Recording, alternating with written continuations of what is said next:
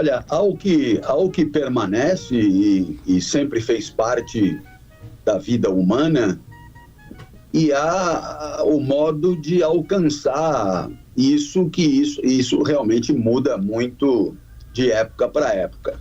Então, se você imaginar uma primeira tentativa de resposta, dizer que uma vida com prazer, não é? É uma vida superior a uma vida cheia de dor.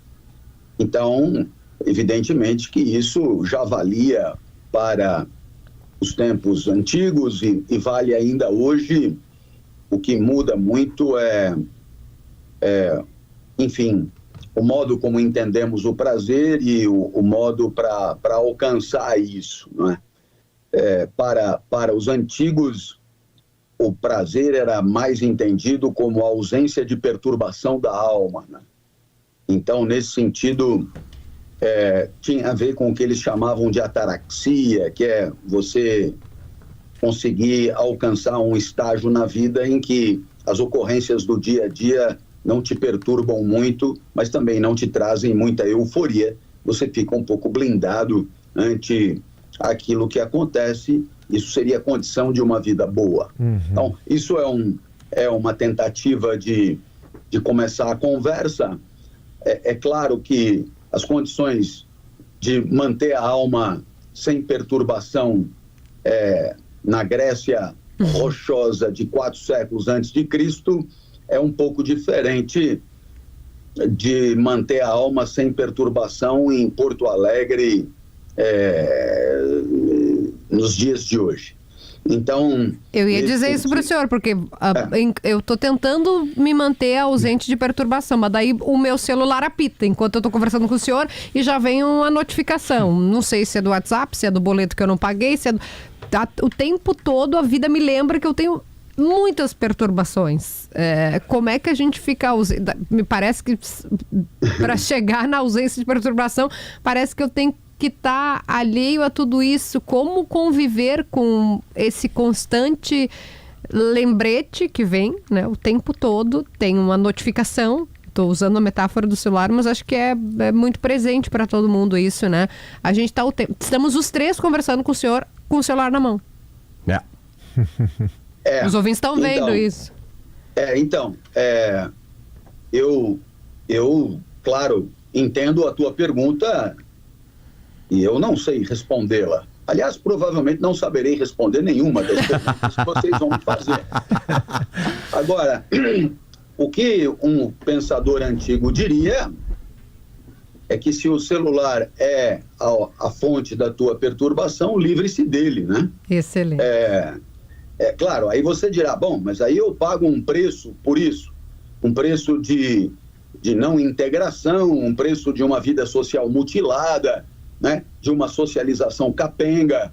E aí, naturalmente, alguém responderá que é preciso fazer escolhas e essas escolhas estão sob teu controle, né? Você pode, evidentemente, encontrar, eu diria, soluções racionalmente interessantes e que limitem um pouco, pelo menos, a intervenção do mundo por intermédio do celular na tua vida. Bom, a título de exemplo, eu não tenho WhatsApp, por exemplo, e já não tenho há bastante tempo e acho que foi uma decisão onde eu ganhei mais do que perdi. O senhor chegou a ter, professor? Teve e decidiu não ter, foi uma decisão. Isso.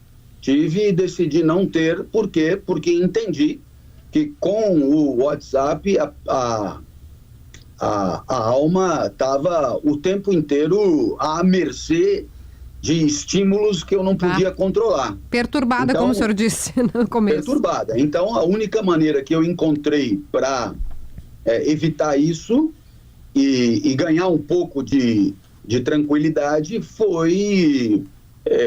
enfim, limitar pelo menos isso. Então, se alguém precisa realmente falar comigo, terá que encontrar outros caminhos, eventualmente uma uma carta escrita em pergaminho.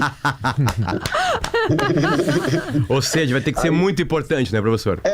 Ele vai ter que estar bem motivado para me achar. Porque se não for estritamente essencial, vai acabar preferindo fazer outra coisa. Agora, professor, o seu livro aqui, Projeto de Vida, ele apresenta ou reflete sobre caminhos para uma vida que vale a pena. Eu lembrei, a primeira coisa eu lembrei do Contar do Caligares, que costumava dizer, Kelly, quando perguntavam para ele o que era ter uma vida feliz, se ele era feliz, ele dizia, eu não quero ser feliz, eu quero ter uma vida interessante.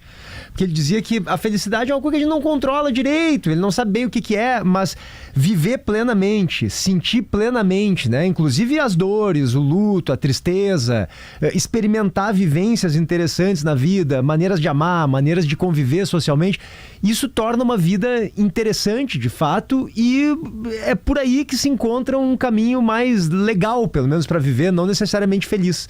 Queria saber se o senhor concorda com isso e se é por aí a proposta do senhor, os caminhos interessantes para ter uma vida legal, uma vida que vale a pena. O senhor acha que eles devem partir de onde? Bem, em primeiro lugar, eu não poderia concordar mais, né, com o que você propôs, porque efetivamente sabemos todos que as desgraças, as mazelas, as dores, as angústias, elas integrarão a vida, querendo ou não, né? Então, se você for vincular a sua vida boa à eliminação de tudo isso, provavelmente não alcançará.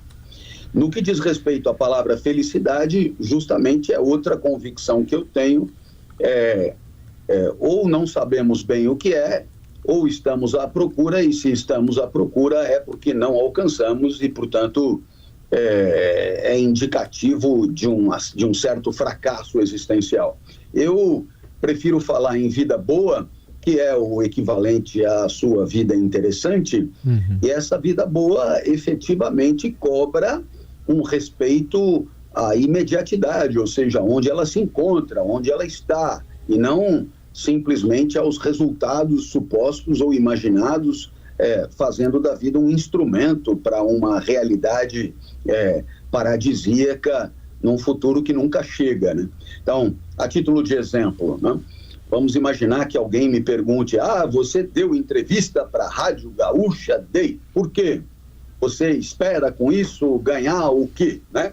Seguidores, ouvintes, vender livro e popopó e não sei o que e tal. Provavelmente o meu editor não vai concordar comigo, mas assim, realmente aqui, enquanto eu estou falando com você, não passa pela minha cabeça se isso vai vender um livro sequer, ou se vou ganhar ou perder seguidores aqui ou acolá.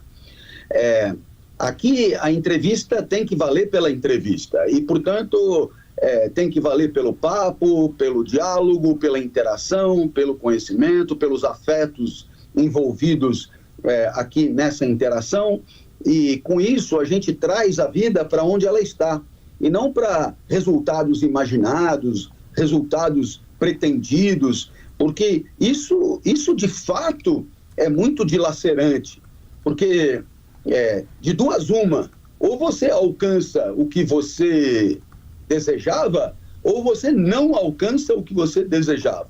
Se você alcançar o que você desejava, surge um problema, que é ter que inventar um outro propósito, uma outra meta, um outro resultado. Se você não alcança, é frustrante, é derrotado, é apequenador, etc. Então, viver sob a lógica desse tipo de perspectiva erótica, né? De ir atrás do que aparentemente está faltando, sobretudo com troféus decididos pelos outros, né? Do que tem que ser alcançado, isso é muito escravizante e é muito ruim. Então, na hora que você levanta a mão e reivindica a ideia de que a vida boa, ela tem que estar onde você está e no tempo em que você está, e eu diria na situação, no contexto e na atividade que você está desempenhando, aí você tem mais condições de ter momentos de desfrute, de regozijo, né? De gozo, e acho que a vida boa é um pouco uma sucessão desse tipo de situação. O senhor Então, falou que não traria respostas para a gente, mas começou a trazer. Só para esclarecer, né? Eu me lembro que recentemente eu alcancei uma cifra aí de seguidores numa determinada rede social. Uma cifra, bom, para quem faz filosofia, tem lá não sei quantas pessoas que seguem. Aí eu recebi uma mensagem, né? Vamos imaginar que a minha cifra seja X, né? Redonda, e aí a mensagem era: agora rumo a 2x. Aí eu peguei e falei: bom, o que é legal é que quando chegar no 2x, ele dirá rumo a 4x, e como os números são infinitos, eu vou morrer antes, né? Quer dizer, nunca eu terei direito à celebração, a uma espécie de conformidade com a realidade que se apresenta, uma espécie de satisfação pelo que já foi alcançado, né? Nós estamos o tempo inteiro adestrados a buscar o que falta, mas temos muito pouca competência a regozijar com aquilo que já está na nossa mão. Eu queria pegar esse pensamento Calma, seu. que eu queria pegar antes. Tá, desculpa, perdão. Que eu acho que nós vamos perguntar a mesma coisa. Se a gente falar ao mesmo tempo, a gente vai perguntar a mesma coisa. Não, o professor falou que não teria respostas. Começou a ter uma resposta. A resposta é aproveitar o agora. Essa entrevista tem que ser aproveitada, senão não vale a pena. Sem pensar em outras coisas que essa entrevista pode render ou não. Enfim, né? Ela pode atrapalhar. Sim. Tem entrevistas nossas com políticos aqui que nos atrapalham, por exemplo, né? Professor, então tem que ter uma espécie de disciplina de todo mundo, de maneira diária ou até por turno, de estar naquele momento, sem pensar muito. Tem que ter uma força, tem que ter algo que, né, enfim, que faça com que a gente viva isso. É isso? Tem que ter uma disciplina do momento, digamos assim. Eu iria até mais longe, concordando com você. Eu diria que não só tem que ter disciplina, mas disciplina não basta. Por quê? Porque é tão subversivo esse modo de viver que é preciso uma formação, né? Diria, uma formação para a existência presente, né? É preciso ser educado para isso. Por quê? Porque tudo na sociedade aponta no sentido contrário, né? E por que eu estou dizendo que é preciso uma formação? Veja, por exemplo, os budistas, né? Os budistas passam um bom tempo da vida deles meditando e se preparando para conseguir a tal da presença, né? Que eles chamam, que é estar plenamente no lugar e no tempo em que você se encontra. E isso é resultado de anos de investimento em meditação, em preparo, né? Eu me lembro, eu sou muito amigo da monja Cohen, eu me lembro, na pandemia, nós nos falávamos quase que diariamente, e ela me dizia: viu como está bonito o tempo lá fora? Eu disse: não vi ainda. Então vá lá ver. E eu então puxei a persiana, né? E aí eu rapidamente vi que o tempo lá fora estava bonito, né? E aí ela me perguntou: como foi a experiência de puxar a persiana? Então, naturalmente, isso é coisa de monge, né? Quer dizer, você pega e abre a persiana e foda-se, puxa lá o barbantinho, a persiana abriu e acabou, né? Ela falou: mas você não sentiu o fio da persiana na ponta dos dedos? Não senti. Você não observou o levantar gradativo da persiana, descortinando lá fora, paulatina? Não percebi. Você não percebi. A única coisa que eu estou vendo é o lá fora agora. Então, veja a pobreza, né? A pobreza existencial, porque tudo aquilo que eu fiz de maneira instrumental para poder ver o que ela estava falando, eu perdi, porque eu não trouxe para a presença, eu não trouxe para a observação, eu não trouxe para a consciência. Então, é preciso preparo. Uma outra coisa muito legal, né, é você sentir o chão na sola do pé, né, que é o tipo da coisa que o chão está o tempo inteiro cutucando a sola do nosso pé, e é o tipo da coisa que passa batido, sai na urina, a gente não se dá conta nunca. E são integrantes da nossa presença do mundo, na nossa experiência do mundo, e provavelmente muito enriquecedores, né? A gente é muito despreparado para enriquecer as experiências, sobretudo com os sentidos que não são a visão. E eu, nesse sentido, uma particularidade da minha vida foi ter perdido boa parte da visão recentemente, e isso me obrigou a constatar a necessidade de um preparo para experiências, eu diria, focadas nos outros sentidos, no tato, no paladar, no olfato, na própria audição, e aí também não adiantou muito, que também fui ficando meio surdo. Então, o que você vai percebendo? Que existem outras formas de se relacionar com o mundo que são muito legais e muito sutis e muito aportadoras de riqueza na experiência. Eu penso que isso é fundamental para que a vida possa ter graça aonde ela se encontra, né? Senão, vamos continuar obnubilados, obcecados por aquilo que os outros nos apontam, que é o futuro, que é o que temos que alcançar, que é a felicidade confinada num amanhã eterno. É esse ponto que eu queria pegar, porque eu assisti, aliás, o senhor tem muitos TED Talks, né, que são muito assistidos, e aí volta um pouco na pergunta anterior, que o senhor estava, na resposta anterior para o PG, quando o senhor fala dessa coisa escravizante da gente ir atrás de algo, sempre atrás de algo. E eu queria pegar o paralelo que o senhor fez nesse TED Talk que eu estava assistindo, que fala, por exemplo, da criança querer o brinquedo novo, e daí quando ela consegue o brinquedo novo, daí já não tem mais graça, o brinquedo vai pro baú, porque daí tu quer o outro, e assim vai a nossa vida. Porque ao mesmo tempo dessa lógica de consumo, a gente organiza a nossa vida para sempre querer mais. A gente casa, daí a gente quer ter filho, daí a gente tem filho, a gente quer... sabe, vai sempre meio que é uma coisa que é o que nos direciona, assim. Como é que a gente equilibra isso, né, para ir para esse lado do presente que o senhor falou, né? Não basta a disciplina que o Potter mencionou, é mais uma formação para a existência presente, mas ao mesmo tempo o mundo inteiro tem a sociedade tem uma lógica que é sempre buscar mais. Eu quero ganhar mais, eu quero sempre ir para frente. Uma pergunta simples para o senhor responder. Não, eu vou te responder com a guarda baixa, né? Porque não adianta nada eu tirar aqui 3 ou 4 citações de Algibeira para... né? Eu te entendo perfeitamente, porque a vida também é no meio dos outros, é de vida com os outros, é trabalhando, etc., né? Quer dizer, ninguém aqui é Platão, que já nasceu sem precisar trabalhar, e ninguém é Diógenes, que topou viver dentro de um barril, né?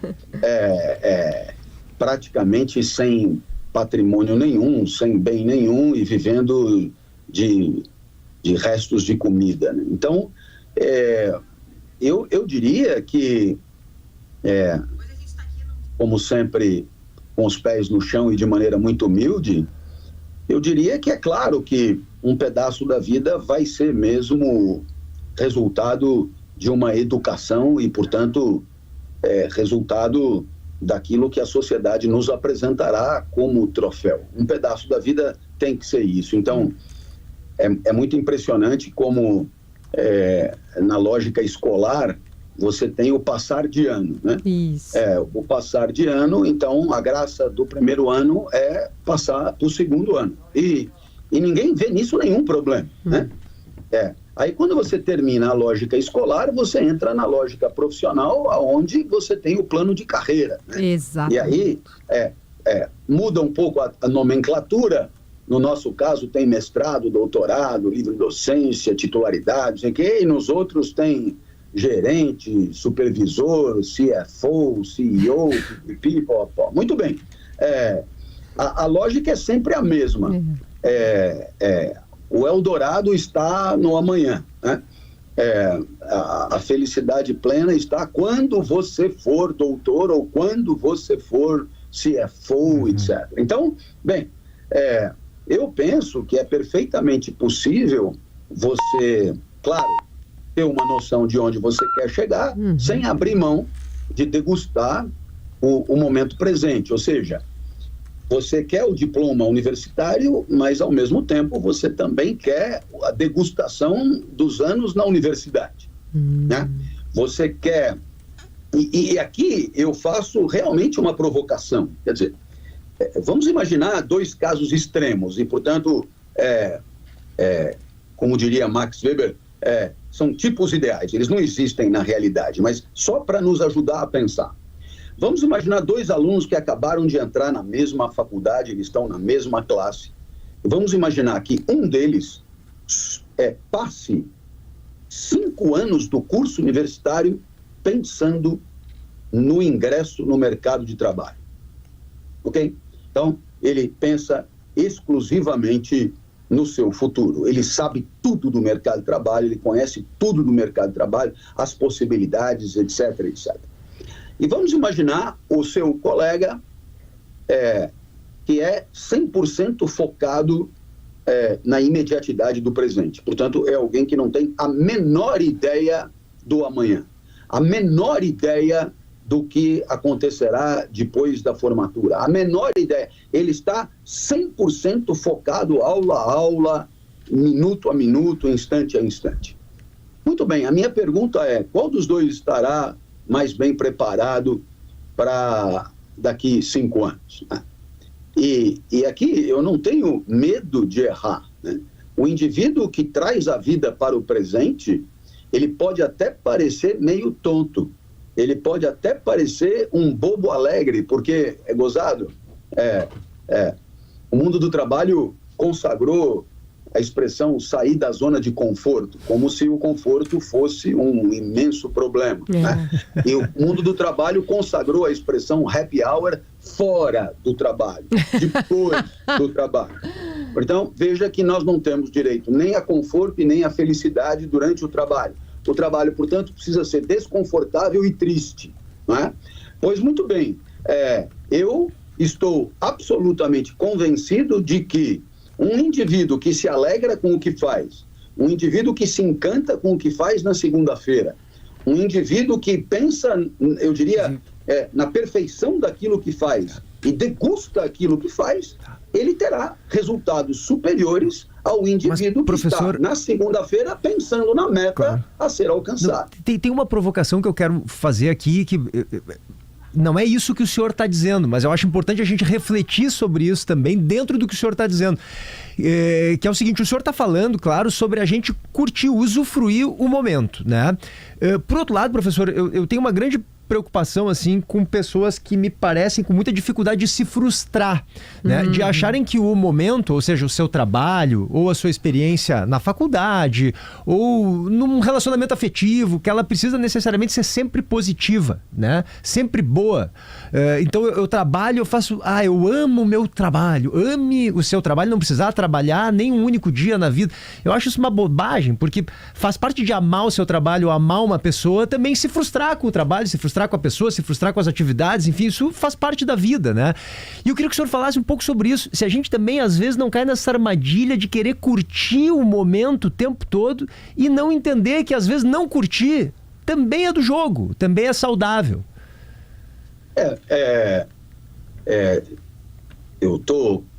Estamos, na verdade, dizendo a mesma coisa, né? Sim.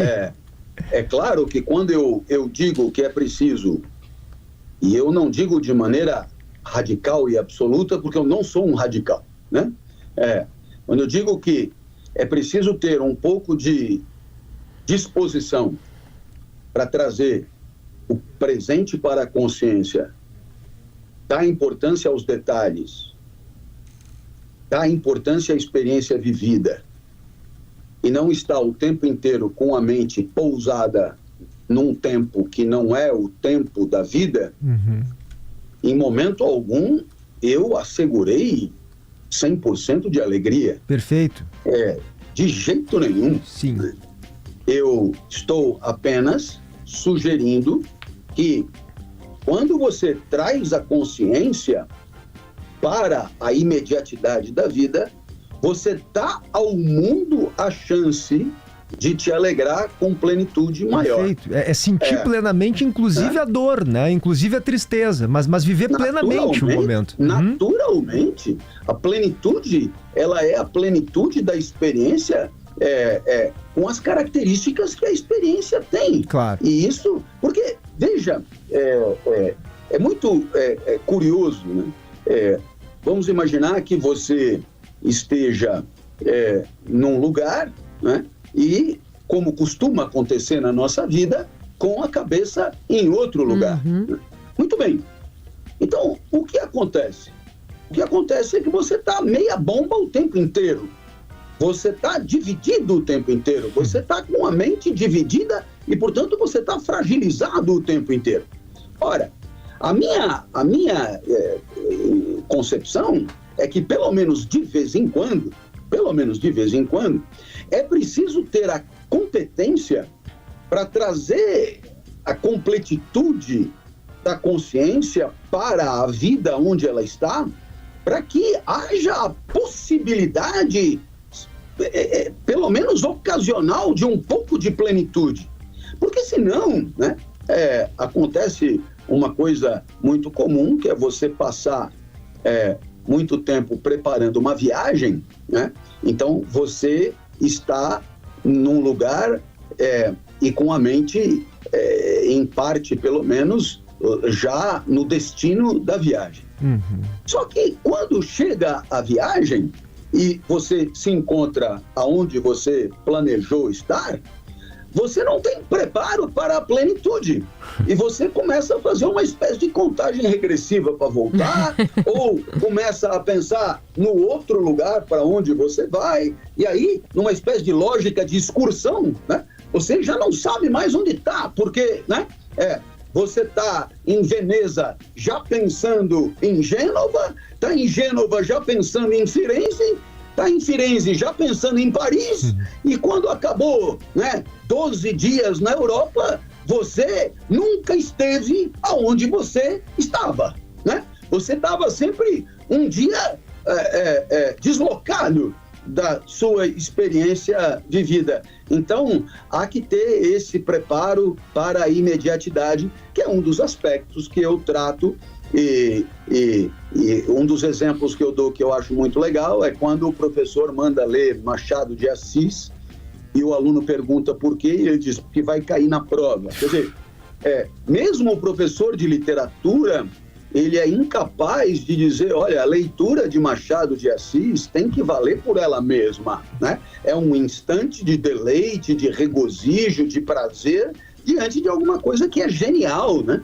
É uma produção de uma alma humana genial que nós temos direito de conhecer e, mais que o direito, nós temos a possibilidade de conhecer, que está na nossa mão, e isso é um brinde, é um prêmio da existência, é um regalo da vida, né? Então, nada tem a ver com passar na prova, tem a ver com aprender a degustar a leitura pela leitura.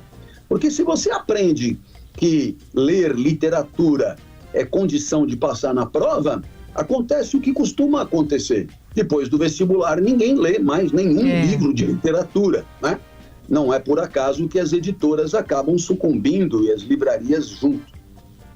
Que aula, professor. Professor, passamos 4 minutinhos do que a gente tinha prometido ficar com o senhor aqui. Então, desculpa este avanço. Mas estávamos presentes. Mas foram 4 minutos muito bem aproveitados. Eu ignorava essa promessa, mas digo no livro Projeto de Vida que um dos sintomas de uma vida boa é você lamentar o fim dos seus instantes.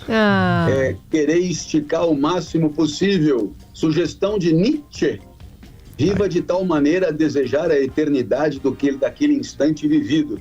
E, portanto, claro está, isso só é possível se você estiver completamente involucrado na experiência e não estiver pensando em quantos seguidores terá perdido com as bobagens que falou. Estivemos involucrados.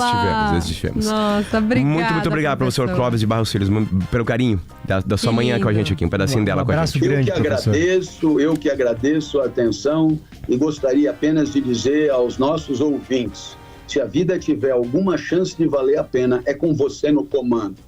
Não aceite soluções prontas, não aceite fórmulas acabadas, não aceite sugestões. A felicidade não é resultado da aplicação de 7, 10 ou 20 estratagemas, porque se assim fosse, já teríamos erradicado a tristeza do mundo.